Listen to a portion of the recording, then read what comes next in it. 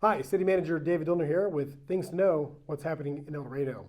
So yesterday, the City Commission had a work session to discuss a number of items, but one of the items on the agenda was the proposed or potential sale of the Civic Center. This has been a topic that has much interest in the community from not only church members, community members, business members, but many people throughout our community have been voicing an opinion with respect to what should be done with the Civic Center. So I thought I'd give a quick update as to the status of this important decision.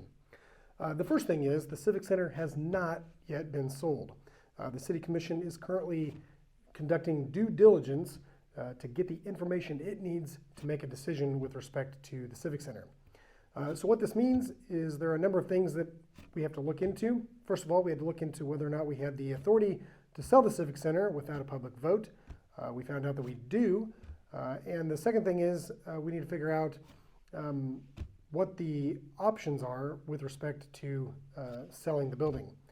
As you may or may not know, the city received a proposal from Real Life Church to purchase the Civic Center. Real Life Church meets in the Civic Center on Sundays for its worship services, and so they thought it would be a convenient opportunity for them to provide a proposal to acquire it. We accepted the proposal and took it to the commission to get direction as to how they wished to proceed. On Wednesday's meeting, the commission discussed a couple of different options to include accepting the proposal, soliciting competitive bids for the building, or even keeping the building, but then investing in it to modernize it and allow it to continue to be an event center space for the community. While the commission did not make a decision as a work session item, they did direct staff to solicit appraisal services to determine the value of the property so that they could take that information and again aid in their decision-making process. So we are in the process of developing an RFP for commercial appraisal services that will be distributed soon with the intent of getting a report as to the market value of the Civic Center, and then that information will be shared with the City Commission to help them make their decision.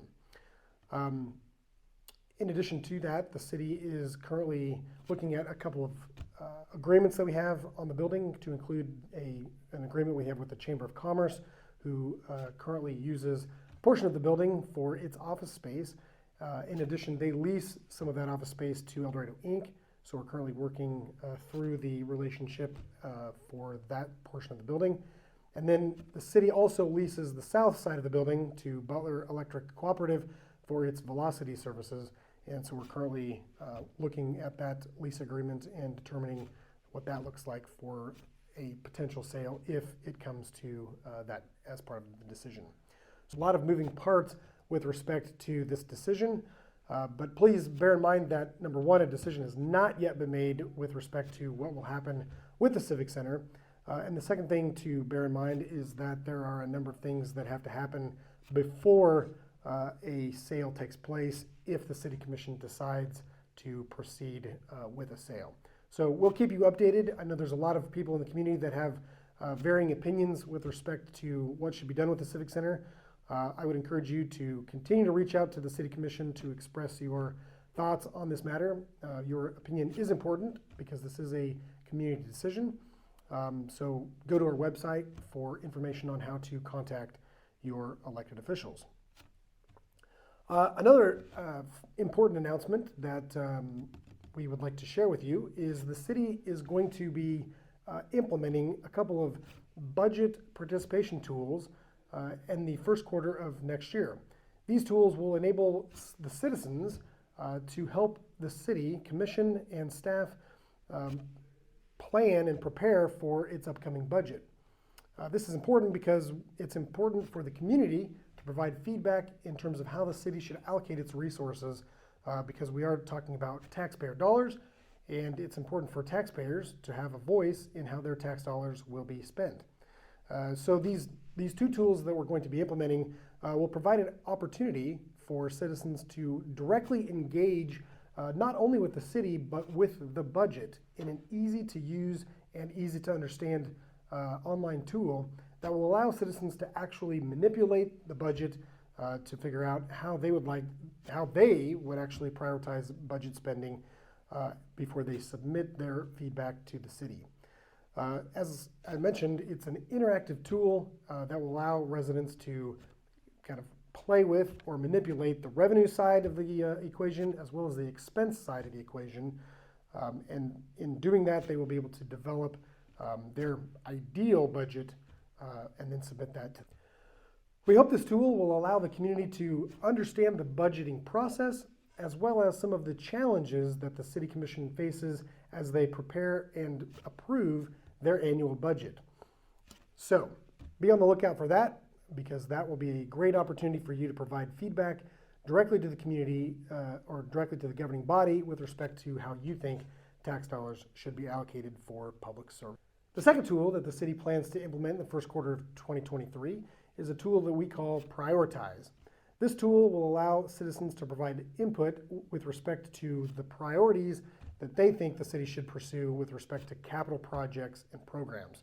This is a great opportunity for the community to tell the city directly and through an interactive tool which projects they think are most important to the well-being of the community. So, for example, maybe you think a street project is pretty important compared to maybe a waterline project or a sewer project. We'll have a list of a number of projects that you'll be able to play around with and prioritize to help us prioritize the 5-year capital improvement program for the next several years. We will then take this information, present it to the City Commission, so they have an idea of what the community is thinking in terms of what the community's priorities should look like for capital projects. Now, just so everyone understands what a capital project is, what we're talking about are large projects, typically significant dollar amounts, that will allow the city to invest in itself. So these could be street projects, they could be waterline projects, sewer line projects, they could also be park projects. So there are a number of capital projects that you may be familiar with now or that you may have heard about. So for example, the city's base grant projects, which would include a waterline expansion on Central Avenue, the Constant Creek sewer projects. We're also doing a downtown stormwater project, which will install a 4-foot culvert in downtown. These are just a few examples of capital projects that we are currently planning and will be doing here in 2023 and 2024.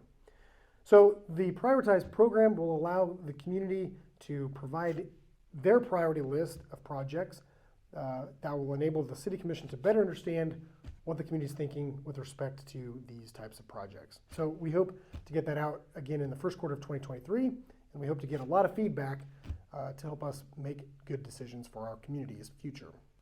All right, with the holiday season upon us, that means we need to make some announcements about how city services will be impacted. As you know, Christmas and New Year's are both going to be on Sundays this year, which means that the city offices will be closed on the following Monday. So an important thing to note is that if you have trash service on Monday, that will shift to Tuesday. And if you have trash service on Tuesday, that will shift to Wednesday.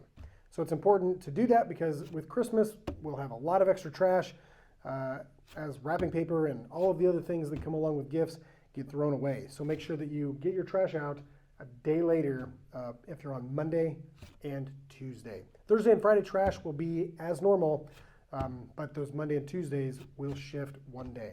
And another important thing to note is that for the holidays, the city is giving the gift of unlimited trash. That's right, so from the 27th through the 30th of December, you can put out unlimited trash to help you clean for the holidays, or clean up after the holidays rather. So again, unlimited trash from the 27th through the 30th. Please bear in mind that this is for household items only. No large items will be picked up, so please, no couches. So if you happen to miss our special holiday edition of Things to Know next week, have a happy Christmas, and we will see you the week after to keep you updated on things going on. Make sure that you share this with your social media outlets so more people can find out what's going on in the community, and we will see you next time. Have a great day.